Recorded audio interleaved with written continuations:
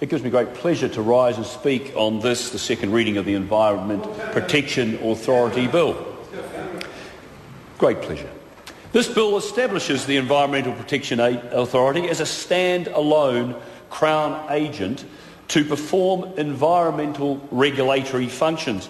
It is an omnibus bill that amends the Climate Change Response Act, the Hazardous Substance and New Organisms Act, and the Resource Management Act. Now, we have heard some concerns from members on the other side, which I must say, having served on the Select Committee, weren't reflected in a lot of the submissions that we had. In fact, it's remarkable that of the 38 submissions, a total of 25 were in broad support of the intent of this bill. 25 submissions in broad support of this bill. Some of them made suggestions for amendments, which we have in fact taken on board. And what are we aiming to do here? The Environment Protection Authority will be a strong, independent regulatory authority which will ensure the protection of our environment at a national level. The authority brings together a wide range of regulatory functions and provides a strong national direction to the environmental roles of regional and district councils. So what we're giving an element of certainty. This is a government that believes in keeping its promises, and it's a reflection of our efforts to lift our economy and cut the red tape, which grew like a noxious weed through the regulatory framework of New Zealand under the last administration.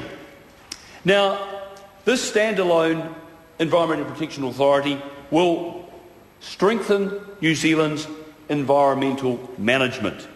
It will be a one-stop shop for environmental regulatory functions. We have heard some concerns. About its independence. Now, let me just try and put some of those to rest and to allay some of the concerns expressed.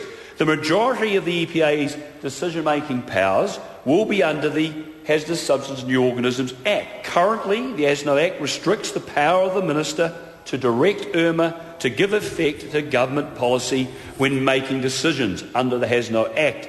The bill maintains this restriction, Mr. Speaker. Therefore, the autonomy of decision-making under the HASNO Act is preserved. With regard to the RMA, decisions on proposals of national significance will continue to be made by boards of inquiry and the Environment Court, which are both independent bodies. The EPA's only decision-making power under the RMA will be on certificates of compliance related to proposals of national significance. As with the decision-making under the HASNO Act, the bill prohibits the Minister from directing the EPA to give effect to government policy when making decisions on certificates of compliance. So I think that's an important point to stress. Mr. Speaker, this will be a more effective, efficient and transparent management of regulation around New Zealand's environment and natural physical resources.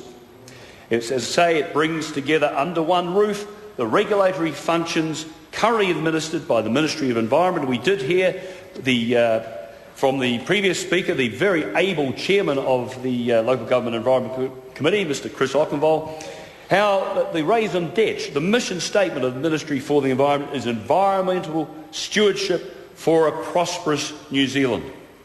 It will also bring in functions currently administered by the Ministry of Economic Development and the Environmental Risk Management Agency. Mr. Speaker, I commend this bill to the House. Stuart Nash.